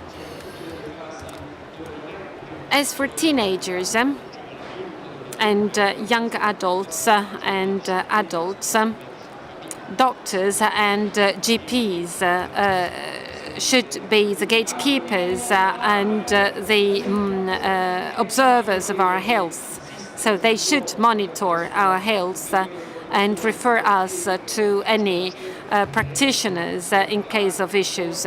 So GPs should really try and fix a timetable to fulfill eye exams. But we also have many NGOs and associations, as we heard, that can somehow support the national institutions. That's clear. And what about a coordination or a partnership between the stakeholders? One very last thing concerning the driving license. I used to deal with this issue when I was the head of the Office for Road Safety. Well, we have two opposite approaches. On the one hand, the driving license is perceived by the citizens as a right, as a fundamental right, or as a shame if you don't have it. And that's clear.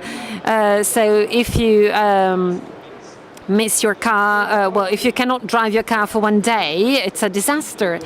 But this need, which I fully understand, leads to a sort of simplification of the procedures to obtain a driving license, and this is a risk. This may become a danger, frankly speaking. So we have to pay attention, because what is already there and what already exists, that is the current eye exam, should be performed properly.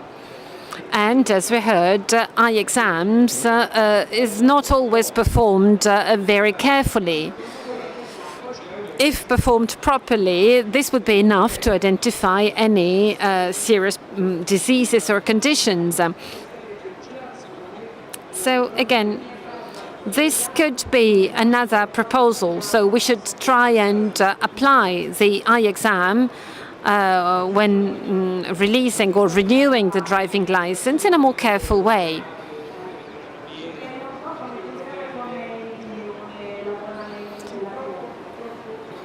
Because, otherwise it is difficult. We have health rules and regulations which are really very complicated, and it is almost impossible to change them. You need at least 2 or 3 years if you want to change the text of the current rules and regulations for the issue of the driving licenses. Professor Mandello, some concrete take-home messages. Mr. Tabacchi said something very interesting. A conclusion that we can draw from such a session where 10 different people presented the initiatives implemented by 10 different players, associations, NGOs. Well, the best conclusion would be that these 10 different stakeholders can all be coordinated by one single player, and I think the Ministry of Health is the best institution to take up this role, so that such initiatives can be better put in place. These initiatives take place because there are people behind them who really want and are keen on implementing them. APB, for example, is made up of people who really engage themselves seriously to implement those projects. However, if we know what IAPB is doing and what Professor Spinelli is doing, what Mr. Tabacchi is doing, and what other institutions are doing, you can join your efforts, you can maximize the return of your investments, and results would be accordingly greater. I see Lions and Rotary, for example. Well, they are not buddies, however, they can work together pretty well on the field of blindness prevention. Historically, Lions have a long tradition in this respect, and Rotaries are doing a lot. So why don't you join your efforts, or why don't you share the information? You need one coordinator, of course, and I think the Minister of Health is the only one which can act as a coordinator, without underestimating the contribution of everyone, but maximizing the efforts. In practical terms, I think this is the best result of this session, and I would officially ask Dr. Rocco to go to Mr. Ribotta tomorrow and say as follows. Well, let me use the website of the ministry so that every association which is active in this field can register and publish their initiatives in order to maximize the results of them. I like it. Thank you.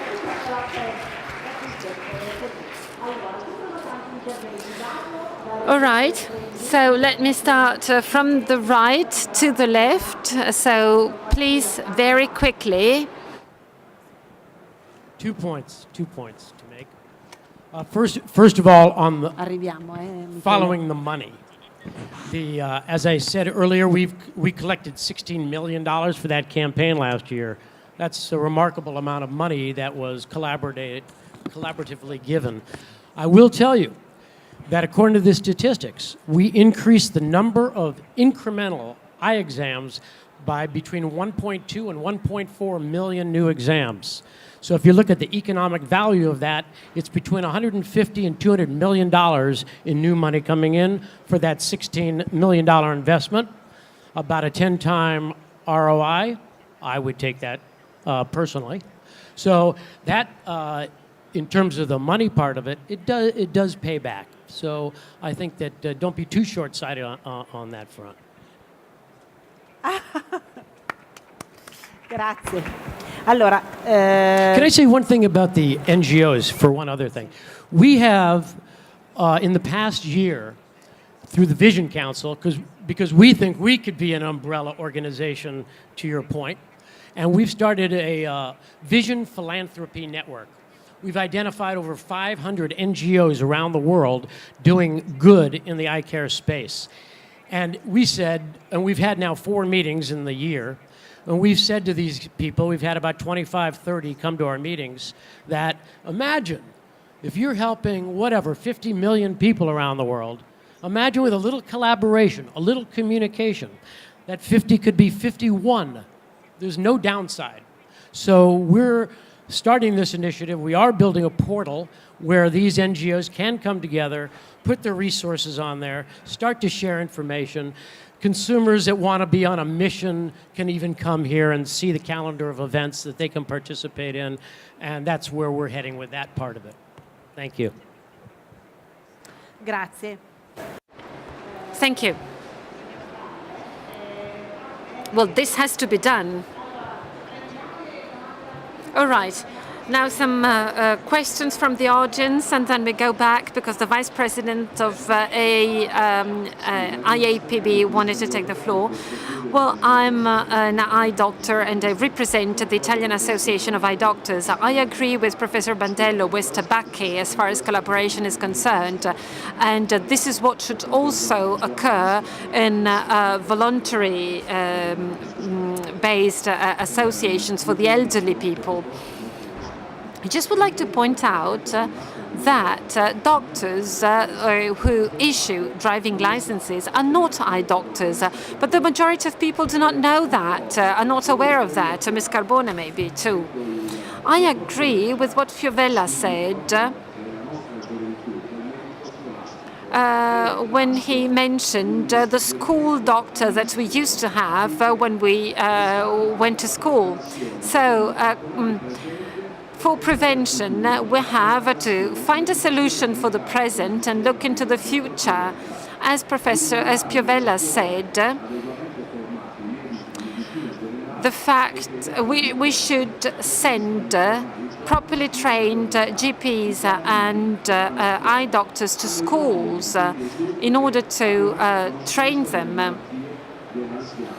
And children going to school have grandparents, and they should also be aware of conditions and diseases affecting the elderly.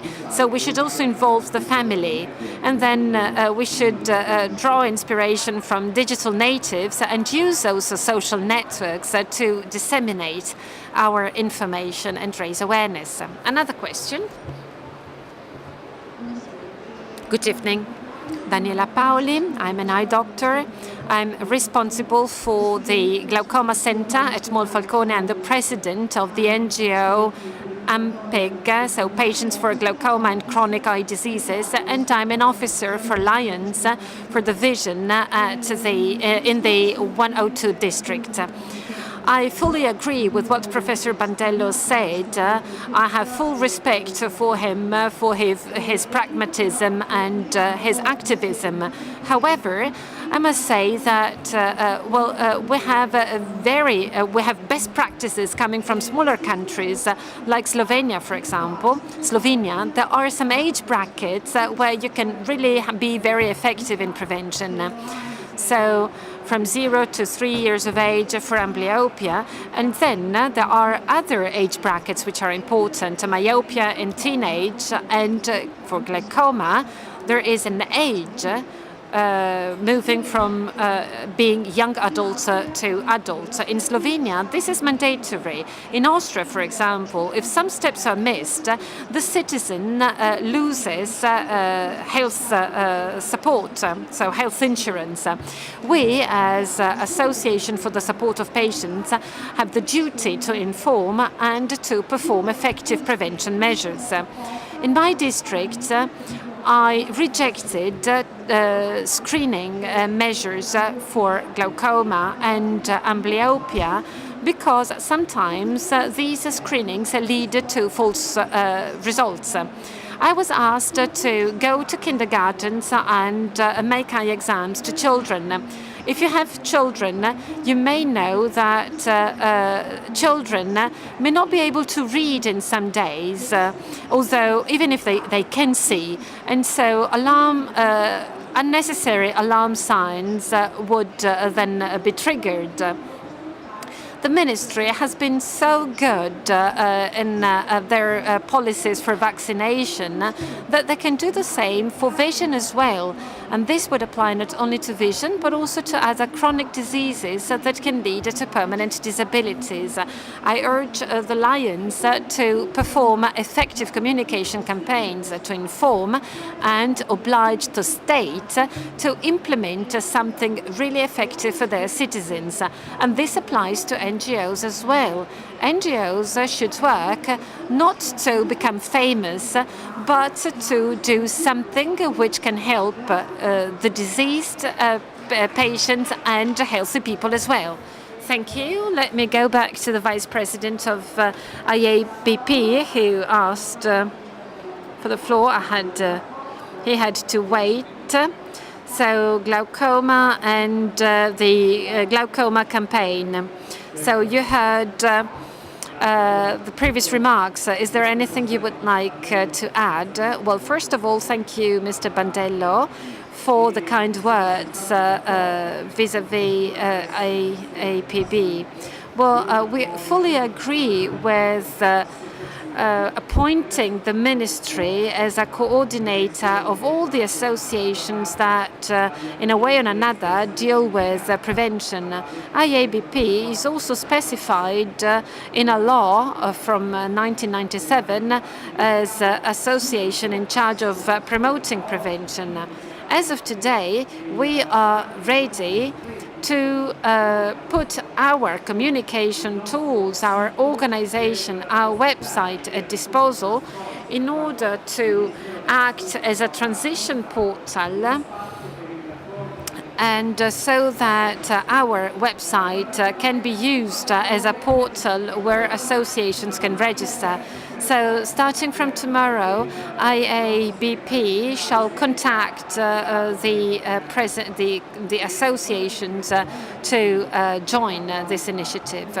3-4 years ago, IAPB performed a study with the Lewis University on the costs of prevention, on the impact of prevention on public budgets. And in this study, we showed that it is possible to save money for blindness from 9 to 34%, depending on the level of prevention. So we can save public money through prevention. And well, the Minister of Health has done a lot. Blindness has been included in both the national and the regional prevention plans. We insist on that. It's not a question of money. Investing in prevention means ensuring in the mid to long term visual health, eye health for all the citizens. And now an appeal to everybody, a plea to everybody, and I will try and summarize the whole thing.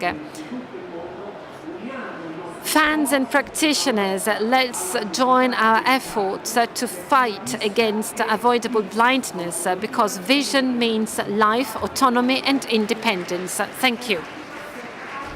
Are there any contributions from the floor? I'm sorry, well, a round of applause. Well, he said, well, from birth to 3 years of age, well, this is a requirement which is enshrined in the law. Well, I'm an eye doctor. I'm not a specialist in legal matters, but as far as I know, this is mandatory. And this is a miracle, you know. The fact of having enshrined this principle in our law is a miracle, and that's great. All right.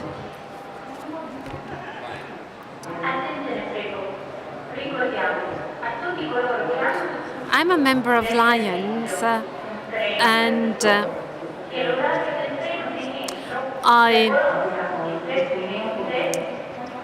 I'm sorry, because we cannot hear.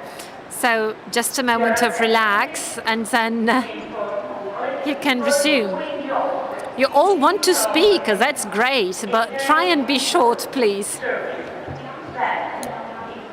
So just a break to relax. Professor Bandello can drink some water, because you have to hydrate your brain if you want to say something intelligent. So, Panarelli, I'm a member of Lion, I'm a grandfather, and I also performed some screenings, and we could identify some visual anomalies.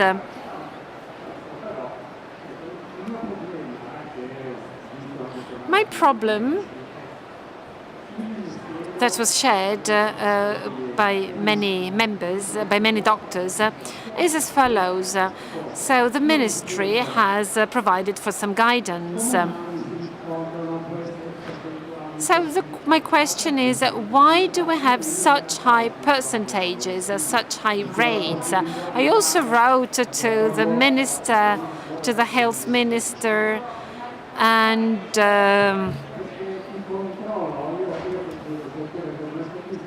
well, you know, I was a tax advisor, and control is really key. So if there are controls, if there are screenings, why are numbers so big? Why is the incidence so big? Well, I think there's a bit of confusion here.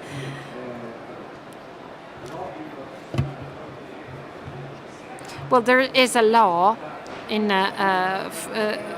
from 2017 that provides for that obligation. So, of course, some time is needed to achieve results. And the different methods to implement this duty depend on the individual regions. So it is up to them to decide whether it's the pediatrician or the hospital which has to fulfill that obligation. And this is one of the advantages of our health system. There are 3 levels, a national, a regional, and a local level. This has to be kept in mind. For any additional exams, so beyond the 3 years of age, there is another aspect. In the National Prevention Plan, the prevention of all diseases is included, also glaucoma, retinopathy, AMD, diabetes-related diseases. So theoretically, all the diseases and conditions are included in both documents that are relatively recent. One is very recent and the other a bit less recent, but you needed to put some organization in place in order to implement all this. So time is needed. For prevention, no results can be achieved immediately. Well, I can see how many people underwent the eye exam, but you cannot calculate a rate yet. Well, I agree with what you said about collaborating within the framework of technical meetings. Are you going to do so? Well, we have been working together with Tabacchi for 5 years. So we are in charge of the medical part of the screenings with children, and we thank him for the great opportunity. So some associations are already working, and some other associations will join afterwards. So it's important, to make other friends among the other associations.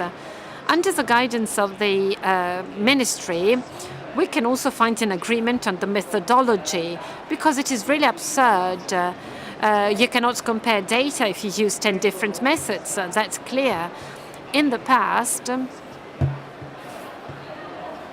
as Ophthalmologic Society, we had to make some distinctions in the past. So I have to guarantee for the safety of children. So if a system is offered to me, like the patient selection method, which is used in other countries, well, this system is not feasible in our country. Because one thing is goodwill, another thing is prevention. When dealing with prevention, there are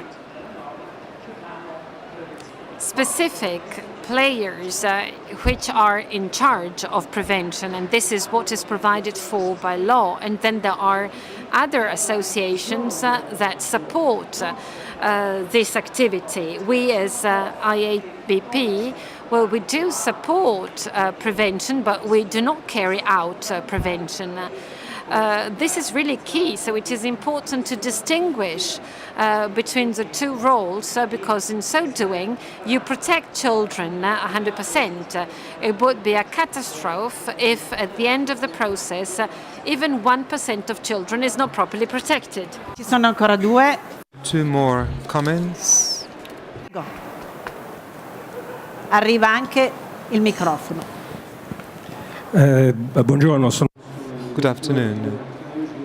Publisher of Eyewear Intelligence, it's a European magazine. I'm very glad. We have non-Italians here in this talk. I'd like to know if somebody wants to do something within Europe. What the Ministry of Health in Italy wants to do is extremely interesting, and what also Mike is doing in the USA with his own portal. I remember Mr. Tabacchi wanted to do something in Europe. Mr. Tabacchi, do you have an idea to do something in Europe, Mr. Tabacchi? That we could start initiative which has been given and said today, we could just build a web platform where we put all our studies. It's kind of drive, European drive for high health prevention. And we could put I'm thinking to all the studies done in Spain and in Italy, what we have been doing in different countries, of course the US, and always pushing data, having communication. This is very easy, this is cheap. We can make it next week, start. Who is going to do it? I don't know. We could. This is a good question as usual, but we could at least talk, get the principles, start with 2-3 countries. At the end of the day, Europe is done. I wish. Una sorta di manifesto. Allora, voleva intervenire Tiziano Melchiorre, segretario della IAPB, perché forse qualcosa in questa direzione l'avete già fatto, perché giustamente bisogna dire, se poi lei vuole ribattere ci siamo. Allora, domani ci sarà la riunione del Comitato Tecnico per la Prevenzione della Cecità al Ministero della Salute e domani andremo a rafforzare il concetto che è venuto fuori della collaborazione, perché in realtà questo è stato fatto, cioè il Ministero ha dato mandato agli APB di chiedere alle varie organizzazioni più presenti in Italia cosa viene fatto per la prevenzione. Devo dire che purtroppo poche sono state le risposte che sono ritornate, però questo ci dà forza, in base a quello che abbiamo sentito oggi, che c'è una maggiore volontà di voler collaborare. Un'altra cosa, non devo certo difendere io il Ministero della Salute, però non si può dire ogni cosa e paga il Ministero della Salute come se avesse un fondo inesauribile, anzi noi viviamo insieme a loro ogni anno i tagli, le difficoltà che il Ministero dell'Economia e delle Finanze fa al Ministero della Salute per attuare, nel nostro caso, per la prevenzione. E abbiamo ottenuto dei risultati interessanti, voglio solo citarne uno.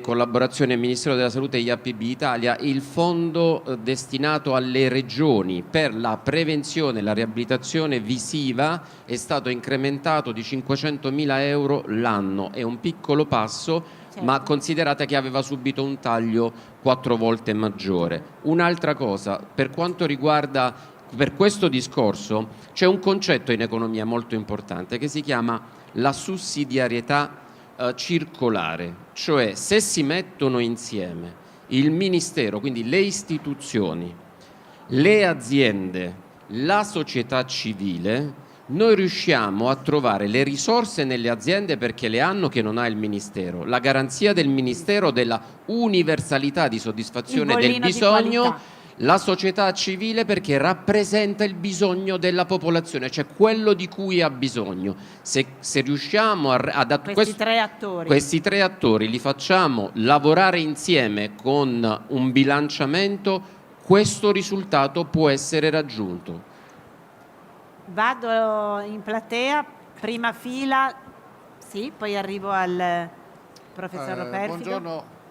Vediamo. Sì. Anto Rossetti, insegno in un corso di laurea di ottica e optometria e sono già stato presidente della Società Optometrica Italiana. Io prendo quest'idea della IAPB di questa circolarità che trovo splendida, l'idea proprio di circolarità che chiuda tutte le possibilità. Gli ottici e gli optometristi sono in prima linea inevitabilmente perché la gran parte delle persone si rivolge a loro. È evidente che in questo frangente non va confusa l'idea di diagnostica o cose del genere con l'ambito degli oculisti, è già stata chiarita da molto tempo, ma semplicemente, come ha detto il collega Gumpelmeier, questa della detection, di un'attenzione in questa direzione, ossia del dare il piccolo contributo che la categoria può dare. Similmente c'è un progetto delle scuole statali di ottica, un progetto di screening su tutti i ragazzi delle scuole. Per le scuole è a costo zero, totalmente zero, molto facile da fare, le strumentazioni sono disponibili nelle stesse scuole e qualunque scuola può semplicemente fare uno screening di 1 migliaio di studenti in una settimana. Con una certa attenzione, arrivando oltre a vedere la refrazione, oltre a vedere l'acuità, valutare anche anomalie corneali se sono e quindi inviare all'attenzione di un medico qualcuno con una condizione ben chiara. Io ricordo un caso simbolico per un ragazzo disgrafico che mi sono trovato in classe, disgrafico, certificato disgrafico. A quel punto a un certo punto una sua compagna gli fa un test e scopre che il ragazzo ha una deviazione dagli occhi, ha una 18 diotrie di exoforia e quindi è quasi strabico, è una condizione così. Nessuno si era accorto. Appena uno compensa questa condizione, il ragazzo non è più disgrafico di fatto. È la sua situazione visiva che gli dava questo problema. Ora, questi piccoli contributi permettono di rendere capillare tutta la valutazione, quindi io spero vivamente che si chiuda questo cerchio e quindi nel tavolo comune ci sia possibilità, come nel CD, peraltro osservo ad esempio che il video, la parte finale è di optometria americana, un'associazione, il CDV ha già citato varie cose, quindi spero che si siedano tutti questo tavolo. Allora io qua ho un Lions e un Rotary, siete voi due, prima i Rotary poi il Lions, perché il professor Bandello mi ha detto che, quindi io per carità unisco. No. Poi abbiamo di nuovo la platea, poi qua quando ci mandano via vedo che non c'è, vedo qualche faccia amica delle organizzazioni. Ci hanno già mandato via 5 minuti e poi si chiude e si va a casa. Rapidamente, a prescindere da chi compete c'è la prevenzione, un buffet, mi dicono, quindi che è come sempre un atto medico la prevenzione, però a prescindere da questo io vorrei ricordare, e l'ha ricordato molto bene a un certo momento il segretario del Ministero, una prevenzione fatta su un numero così grosso di persone, che cosa presuppone? Presuppone che le visite di secondo livello, io vengo da un ospedale pubblico dove sono stato direttore per 35 anni e quindi presuppongo che debbano essere fatte nelle strutture pubbliche, dicevo, presuppone che ci siano le strutture pubbliche che aderiscono a questo progetto di prevenzione, cosa che non è assolutamente possibile. Nel nostro piccolo noi facciamo prevenzione negli asili con i club Rotary, però i club Rotary si mettono d'accordo con le autorità sanitarie perché i bambini che hanno bisogno della visita di secondo livello non aspettino 6 mesi, perché la mamma alla quale dici che hai un bambino ambliopico o ha un glaucoma che gli dici che può perdere la vista non può aspettare 6 mesi o 4 mesi per fare una visita oculistica, deve farla subito. Questo non è che occorre una legge, cioè basta che nella prenotazione delle visite, come ci sono le visite urgenti o le visite da pronto soccorso, si trova una formula per cui i bambini che sono stati giustamente screenati in questo modo. Però, cioè, voglio dire, il problema è che comunque tutti questi screening, che non voglio chiamarli screening perché devono garantire la sicurezza dei bambini. Non possiamo andare a cercare delle cose che non Devo dare la parola al dottor Amerio. No, solo brevemente, secondo me proprio in attesa di parlare poi una lingua comune, la cosa essenziale è che chiunque faccia quello che chiama screening o altre cose sia assolutamente chiaro in quello che fa e lo espliciti nei confronti dei terzi a cui va a rivolgere lo screening. Cioè noi dobbiamo, ne parlo personalmente per quello che facciamo noi, ma anche per gli altri, secondo me, quando andiamo a fare qualche attività, specificare bene quelli che sono i limiti e gli ambiti di quello che facciamo, per non generare confusione. Certo. Perché secondo me altrimenti questo spezza, secondo me, poi la possibilità di dialogo tra le associazioni. Certo. Cioè quando si fa qualcosa dobbiamo assolutamente che la gente sia consapevole che quella è un'azione finalizzata a quella determinata cosa e a quei limiti. Passo un attimo dal dottor Loperfido e poi arriva Gulpelmeier e poi andiamo tutti a fare un brindisi. Sono il dottor Loperfido, io collaboro col professor Bandello e gestisco un ambulatorio che si... dealing with eye and driving. So we perform second level tests when commissions send us patients that need a contrast test, a glare and so on and so forth. It is not so easily done, and in the course of 1 hour we can give everything to the patient, and hence so many elements. First of all,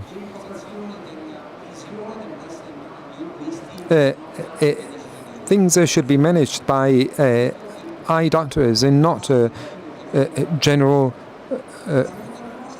physicians, and then we need uniformity law. Something is legal vision and something is real vision, because with very good correction you can get to full vision. It means fight against contrast, glare, and night vision. Third element that I deem to be necessary is to create some sort of booklet that accompanies the newborn, and so from birth onwards, it's some sort of the ID of your eyes, which is fundamental. Tessera di continuità. Va bene, per adesso sul nome poi ci pensi. Then we shall think about the name. And I believe that such things should be handled by the ministry with structural changes. And Dr. Rocco has a set of indications.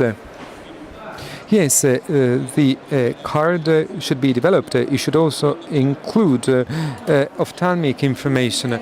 I would like to end here. I'm sorry if somebody didn't get the floor, and because I'd like to end. Did you want to say something because I silenced you?